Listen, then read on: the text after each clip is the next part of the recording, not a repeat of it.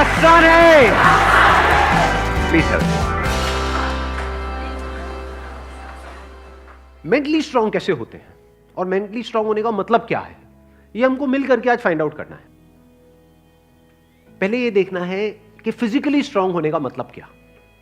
Sir physically strong को कह सकते हैं कि जिसके पास स्ट्रेंथ, स्टेमिना और एंड्योरेंस तीनों हो तो उसे फिजिकली फिट कह। Excellent point, let's give big hand for him.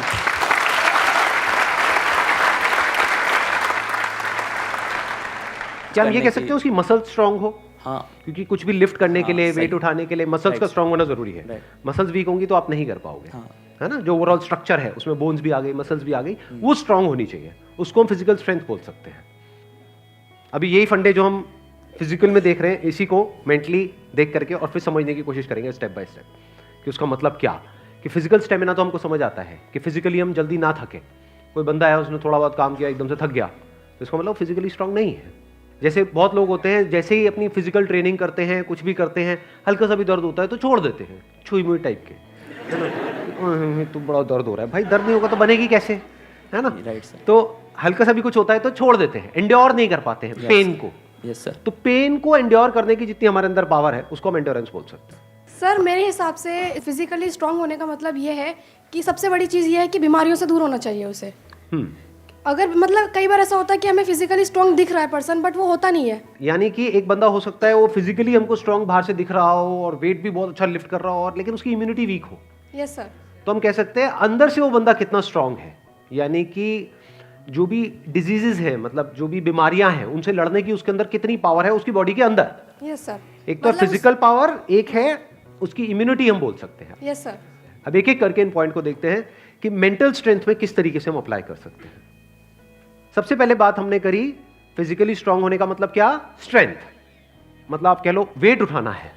जैसे कहीं हम जा रहे हैं रेलवे स्टेशन पे, यहाँ पे, वहाँ पे, एयरपोर्ट पे, और अगर दोनों हाथ में पूरा भारी भारी पूरा भरा हुआ लगेज है, जैसा हम लोग इंडियंस ज़्यादातर लेकर के जाते हैं, लगेज बंदे से भारी होता है, सही है नहीं है। 3-3 बंदे बैठ बैठ करके उसको पैक कर रहे होते हैं घर पे, माँ चढ़ी होती है और साथ में बच्चे भी, बेटा तू भी आ जा, तू भी आ जा, पति अरे तू क्या देगा, इधर बैठ। सारे बैठे हुए हैं और उसको बंद कर रहे हैं, फिर उसको उठा रहे हैं, है ना। तो कहने का मतलब है कि अगर आपकी मसल स्ट्रांग है तो आप उठा लोगे, एफर्टलेसली उठा लोगे। इसी को तो फिजिकल स्ट्रेंथ कहेंगे।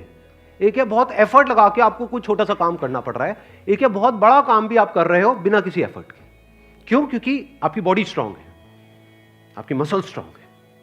बिल्कुल इसी तरह से थिंकिंग मसल्स, यानी कि कोई प्रॉब्लम आई तो आप ये देख सकते हो आपकी थिंकिंग मसल्स कैसी है, बेस्ड अपॉन कि आपका रिएक्शन कैसा है जब कोई आपकी लाइफ में प्रॉब्लम आती है। 3 सिचुएशंस हैं यहां पे, तीनों को एक एक करके देखते हैं। एक है कोई बड़ी प्रॉब्लम आई हमारे सामने और हमने अपने हथियार डाल दिए और हम एकदम से परेशान हो गए, तो हम क्या कहेंगे, हमारी मेंटल मसल्स कैसी है, वीक है। मतलब बिल्कुल ऐसा हो गया कि लगेज थोड़ा सा भारी है तो लगेज भारी है मैं नहीं उठाऊंगा। अरे भाई अपने आप को स्ट्रांग कर, मैं आगे ट्रैवल नहीं करूंगा। क्यों? क्योंकि लगेज भारी है, मैं तो यही रहूंगा, बस स्टैंड पे ही रहूंगा, मैं नहीं जाऊंगा। आप हंस रहे हो लेकिन ऐसे हम करते हैं लाइफ में।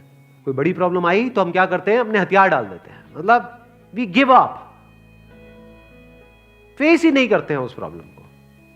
ऐसी कोई प्रॉब्लम नहीं है जिसका सोल्यूशन ना हो इस दुनिया में। अगर प्रॉब्लम है तो सोल्यूशन भी है, बट सोल्यूशन तक पहुंचने के लिए we need thinking muscles, we need to think a lot in the right direction.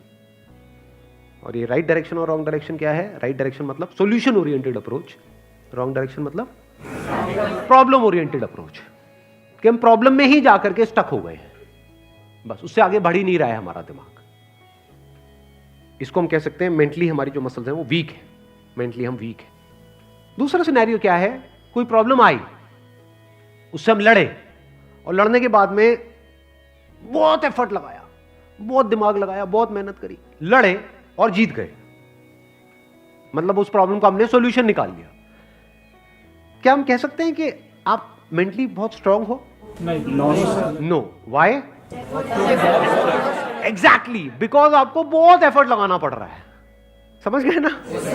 हाँ, जैसे कोई बैग उठाना है तो बहुत एफर्ट लगाना पड़ रहा है जी, दोनों हाथ लगा दिए और ये घसीट घसीट के जा रहे हो, और पहुंच गए, कह रहे हो हाँ मैं तो वो। भाई कुछ नहीं, तेरी कमर में लचक आ चुकी है।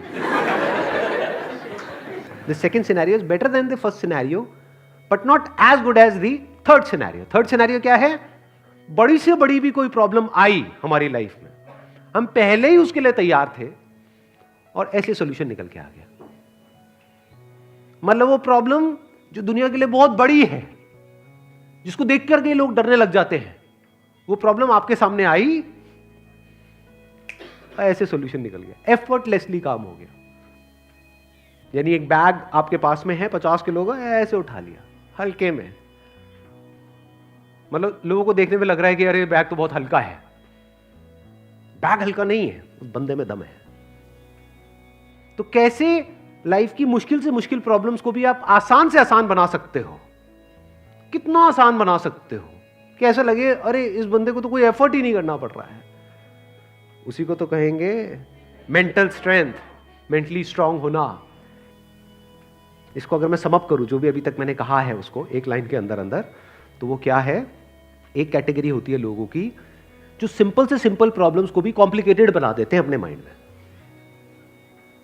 99% लोग ऐसे ही हैं इस दुनिया में। सिंपल सी प्रॉब्लम है, कुछ भी नहीं, उसको भी इतना कॉम्प्लिकेटेड किया हुआ है जैसे पता नहीं क्या हो गया, हवा बना दिया है पूरा का पूरा।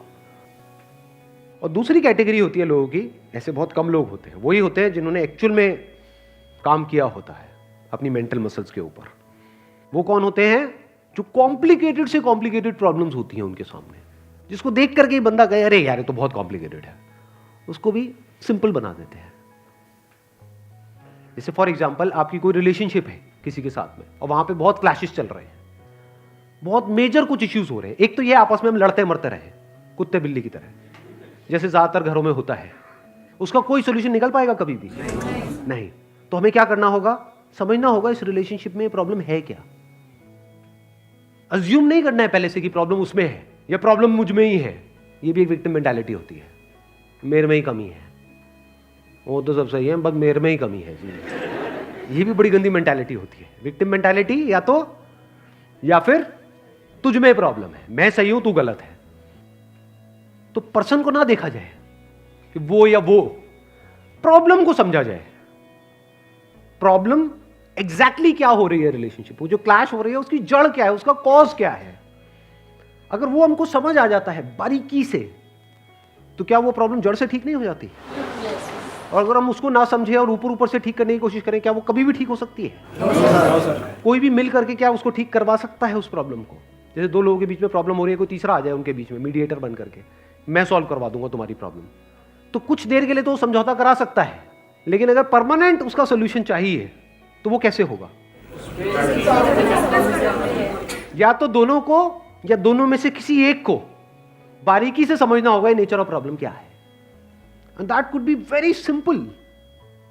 समझ गए? मतलब लगता क्या है, ये स्पेशली जो रिलेशनशिप्स की जो प्रॉब्लम्स होती है वो बहुत ही कॉम्प्लिकेटेड होती है, एक्सट्रीमली कॉम्प्लिकेटेड। समझ ही नहीं आ रहा था क्या करें क्या ना करें। कई बार होता है कि बहुत ही सिंपल होता है उसका सोल्यूशन।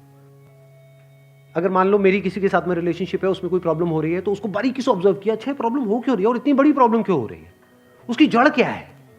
तो जब जड़ तक गया तो मैंने देखा कि अच्छा मैं कुछ इस तरह से बोलता हूं जहां से पूरा खेल शुरू होता है। अगर मैं ये ना बोलूं तो, और इसकी जगह ये बोल दूं तो क्या खेल अलग डायरेक्शन में नहीं चला जाएगा? दोनों का अंडरस्टैंडिंग होना बहुत जरूरी है। आप कह रहे हो दोनों की अंडरस्टैंडिंग होना बहुत जरूरी है। हाँ जी सर। ध्यान से समझना, अब ये प्रॉब्लम ओरिएंटेड अप्रोच है, सॉल्यूशन ओरिएंटेड अप्रोच है? ये प्रॉब्लम ओरिएंटेड अप्रोच है जिसका कोई दुनिया में सॉल्यूशन नहीं है। ये बिल्कुल ऐसा है कि सरकार को तो अपना काम अच्छे से करना चाहिए। ये जो चाहिए है ना, ये हम इंडियंस की नस नस में दौड़ रहा है। सड़कों पे सबको अपनी गाड़ी ढंग से चलानी चाहिए, रेड लाइट पे सबको रुकना चाहिए, ये होना चाहिए, वो होना चाहिए, यहाँ पे सफाई होनी चाहिए, दोनों को एक दूसरे को समझना चाहिए, जो कभी नहीं होगा। तो क्या हो सकता है, इसका सोल्यूशन क्या है? ये हो गई प्रॉब्लम ओरिएंटेड थिंकिंग कि हमारी लड़ाई की जड़ क्या है, मैं तो उसको समझता हूं वो मुझे नहीं समझती। समझ गए ना? आ गई ना प्रॉब्लम। जबकि सोल्यूशन क्या है? मुझे ही समझना है, खत्म।